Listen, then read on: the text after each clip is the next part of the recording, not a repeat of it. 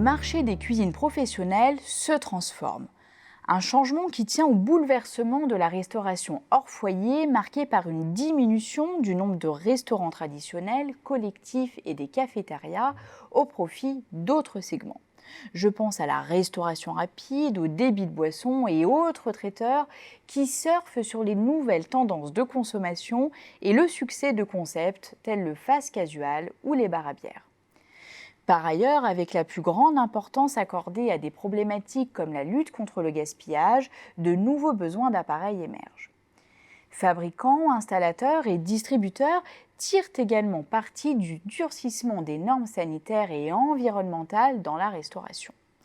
Résultat, le marché a progressé de 3,6% par an en valeur entre 2011 et 2018. Et selon nos premières estimations, il a progressé de seulement 2% en 2019 suite au mouvement des Gilets jaunes, préjudiciable aux décisions d'investissement des restaurateurs. Si les perspectives de croissance semblent néanmoins encourageantes à moyen terme, selon l'étude Xerfi-Precepta, la concurrence par les prix, elle, se renforce. Le marché voit maintenant s'affronter une multitude d'intervenants aussi bien en amont qu'en aval de la chaîne de valeur.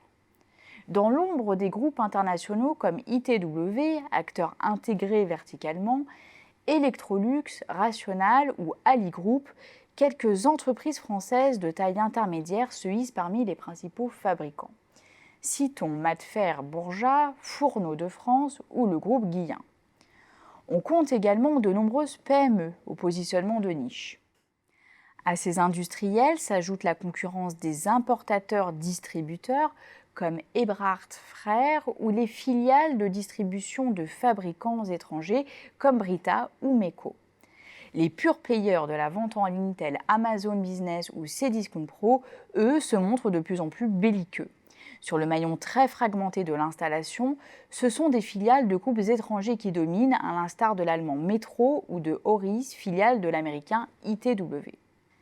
Dans ce contexte très concurrentiel, quelles sont les stratégies de croissance des intervenants ?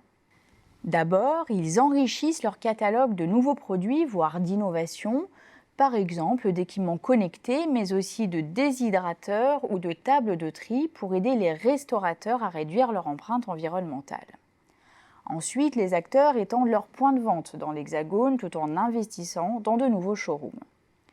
Fabricants, distributeurs et installateurs misent également sur les services pour offrir des solutions plus complètes, incluant conseils, SAV, voire même la location des équipements.